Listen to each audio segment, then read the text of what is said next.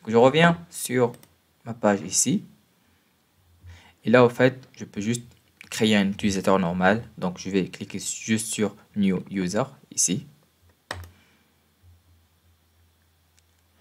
Et là, en fait, sur cette page, je pourrais rajouter le nouveau utilisateur que je vais appeler Julia. Le last name Ned, par exemple. Donc, quand je vais juste sortir le curseur ici, ou bien je clique ailleurs, il va automatiquement me générer un alias. En standard, je prends toujours la première lettre du prénom et le nom complet. Ici, en fait, je prends la première lettre du prénom et le nom complet s'il y a de l'espace, parce qu'en fait, ici, c'est un champ qui est limité. Pour l'email, je vais choisir mon email. Je vais recevoir le lien de la création.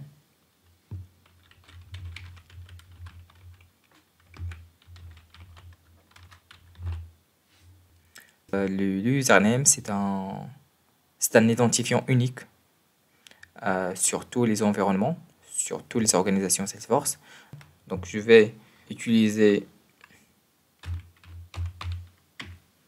julia.net@salesforcer par exemple.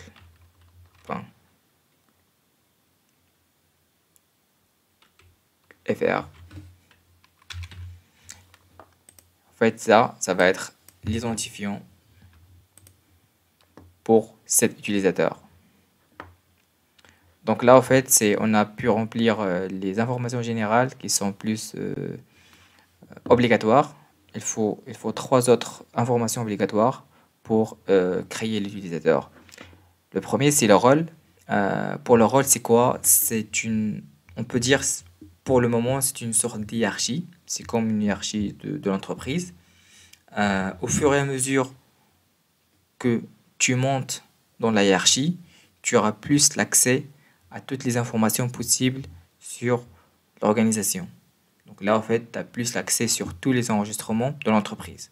La user licence qu'on a vu tout à l'heure, on va choisir celle qui reste, la licence Salesforce. Et pour le profil, c'est quoi un profil? C'est une sorte de configuration d'un ensemble de permissions que l'utilisateur peut avoir sur Salesforce. Ça veut dire c'est quoi leur permission, ou bien c'est quoi le niveau d'accès qu'il aura sur plusieurs sujets ou bien plusieurs objets. Donc là, par exemple, ici vous voyez il y a une liste des différents profils qui sont déjà prédéfinis par Salesforce. Par exemple, le read only avec ce profil, l'utilisateur, il pourra juste consulter l'information sur Salesforce. Il ne pourrait pas modifier l'information. Et au contraire de read only, il y a le système administrateur.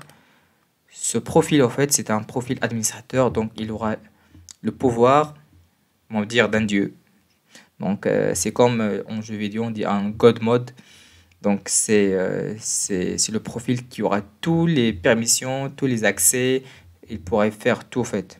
Il y a ce qu'on appelle les features permissions, ça veut dire des permissions additionnelles. Ce sont des fonctionnalités sur Salesforce en addition des fonctionnalités standards. Par exemple, la fonctionnalité qui s'appelle Marketing User, si on le coche, ça veut dire cet utilisateur, il pourrait éventuellement créer les campagnes sur Salesforce. Parce que par défaut, un utilisateur normal, il pourra juste consulter ou bien modifier les campagnes qui existent déjà, mais il ne pourrait pas créer les nouvelles campagnes marketing. Donc si je coche cette option, ça veut dire cette personne, il pourra éventuellement créer de nouvelles campagnes. Dès qu'il est sur la page campagne, il pourrait avoir le bouton New sur la liste View ou bien sur la page campagne. La même chose, par exemple, sur le Knowledge ou bien les flows ou bien la partie Service Cloud. Donc, si je clique sur Service Cloud User, ça veut dire là, il pourra utiliser la partie Service Cloud qui est une autre solution sur Salesforce. Ce qui reste ici, c'est des informations facultatives. Donc là, la partie adresse, la partie mailing adresse. Ici, en fait, c'est la partie vraiment la configuration des fuseaux horaires, le local et la langue. Vous pouvez éventuellement la configurer ici et on va voir comment aussi on peut la remodifier après l'avoir créée. Donc ça, c'est un autre sujet qu'on va voir après. Et du coup, ici, en fait, c'est la partie approbation. Donc là, si par exemple, je vais rajouter un approbateur délégué ou bien je vais rajouter un manager pour Julia. Par exemple, ici, éventuellement, je peux me rajouter en tant que son manager. Le checkbox ici, c'est que ça veut dire qu'il va générer immédiatement le mot de passe. Il va envoyer ça par mail. Du coup, le mail, c'est celui-là qu'il va l'envoyer. Donc là, c'est bon, j'ai rempli les informations. Bien sûr, vous allez pu remarquer, les boutons sont ici, ils sont ici aussi. Donc, je peux faire soit Save. Si je voulais juste créer un autre, je clique sur Save and New. Donc là, je vais cliquer sur Save.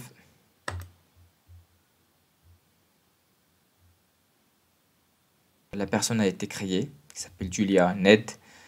On va voir les autres informations qui sont ici sur la page. Donc là, il y a la partie Permission Set. Donc la Permission Set, c'est quoi? C'est une sorte, peut-être c'est comme un profil qu'on peut rajouter pour les utilisateurs. Par exemple, si on veut juste ajouter des permissions uniques pour une certaine utilisateur, on peut juste l'ajouter ici.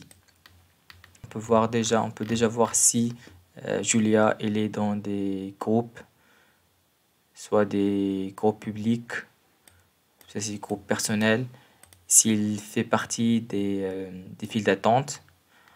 Là en fait c'est moi, ça c'est la partie équipe. Là en fait c'est les managers sur la partie rôle, parce qu'en fait pour le moment comme il est le CEO, donc il n'a pas vraiment des managers. Là, en fait, c'est plus des paramétrages avancés. Ça, c'est le OAuth connexion avec des autres applications. Et ensuite, ici, ce qui nous intéresse, c'est le login history. Le login history, pour le moment, il n'y en a pas parce que Julia n'a pas encore accès à Salesforce. Donc, dès qu'il va accéder à Salesforce, il y aura en fait l'historique où il s'est logué et avec toutes les informations possibles. On va voir ça tout à l'heure. J'ai reçu le mail pour générer en fait le mot de passe pour Julia.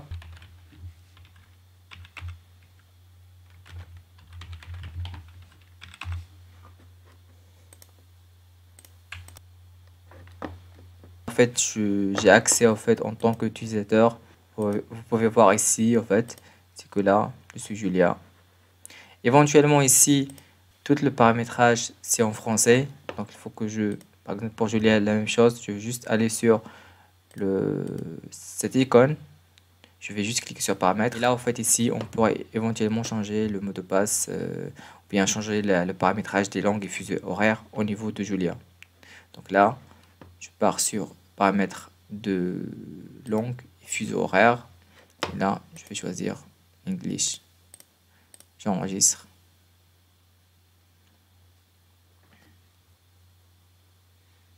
Et là, je reviens sur le menu Home. Donc là, je me suis connecté en tant que Julia. Je vais revenir sur sa page utilisateur, sur la partie configuration, pour voir si cette partie-là ou bien cette action de se connecter, si c'était enregistré au niveau du système.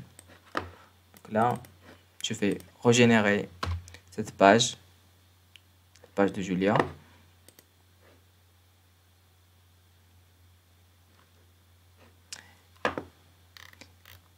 Vous voyez au fait ici, il vient d'être connecté. Voilà, c'est le temps de la connexion. Ça, c'est le IP. Ça, c'est le type de login.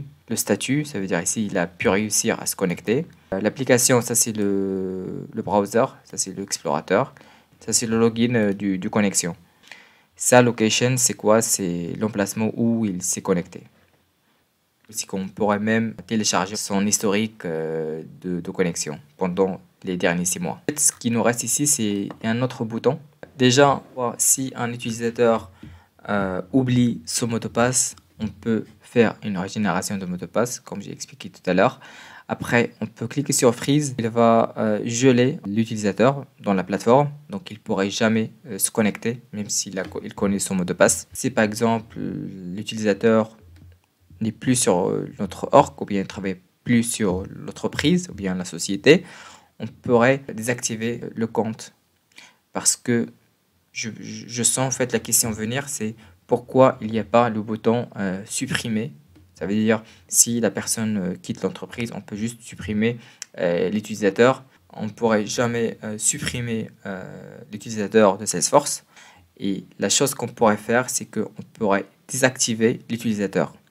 Si on désactive l'utilisateur, il ne pourra jamais accéder à Salesforce. Et en plus de ça, c'est que la licence, ça veut dire la licence Salesforce, ne sera pas comptée en tant qu'une licence active. On aura une licence de moins.